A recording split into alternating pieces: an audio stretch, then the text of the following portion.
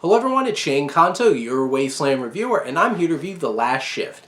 And I've been waiting a couple months for this because when this first came into the theaters, I'm a huge fan of Richard Jenkins. I was so glad that he got notoriety for his performance in Shape of Water.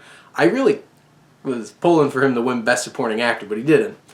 And he is so great, like in Kajillionaire earlier this year. He's even in just like something like Step Brothers and Cabin in the Woods. He is a great actor. He really delivers. And that's no different in The Last Shift. He gives a layered, complex performance in a film that might not reach up to the layer of complexity that I think this story could have developed. Because you have this written and directed by Andrew Cohen, who makes a story like Richard Jenkins plays this man who's worked at this fast food restaurant for like 38 years. He's quitting so he can move down and take care of his mother in Florida. He has his best friend Ed O'Neill, who's like trying to like, dude, what are you leaving me here in this no direction town? And he's been working in this job for years, and he has to train his replacement, played by Shane Paul McGee, and it's a young black man.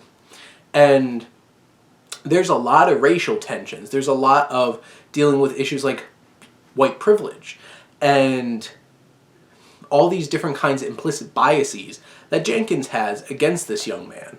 Things happen to Jenkins in the film that he puts on to this young man, Javon, because he has this bias that he has to have something to do with it because what he perceives this young man coming from. And you have Richard Jenkins' story, and you have the story of Stanley, and you have Javon's story, and they come from very different backgrounds. Richard Jenkins' character is just trying to take care of his mother and get done with this place that he's put his whole entire life into, basically, and all these years. And you have Javon, who's has a girlfriend who had to leave school because she got pregnant. They have a child. He was in jail. He needs to keep a job. And he's trying to, and he has this talent. He's a great writer. He has that ability. He has something to do, but life has pushed him down. And things that he's done or got involved in had him put into prison, and now he's trying to dig himself out. He's trying to balance having his will there, but also trying not to cause issues.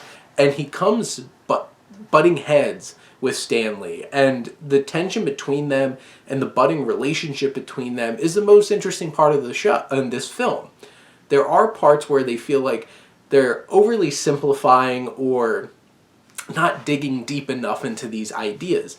This film from Cohen, who's really talented, made a well-praised documentary about night school, and he has that perspective. And I feel like it never digs deep enough to be truly compelling. What you have here is a really interesting and engaging drama with humor in it. I had some laughs in it. Richard Jenkins gives a fantastic performance. McGee gives a really strong performance. Ed O'Neill is fun. And it's interesting because you add those layers of things that happened racially throughout Richard Jenkins' Stanley's life that he must confront now after being called out on it by this younger man from a different background. And the beats of the film are pretty standard. You've probably seen them before. This goes to how you expect it.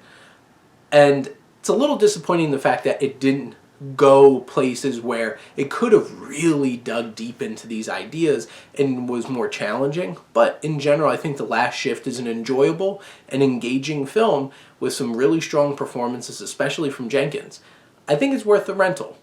But those are my thoughts on The Last Shift. Let me know what you think, and let's talk some movies. But thank you as always for tuning in and supporting your Wasteland reviewer.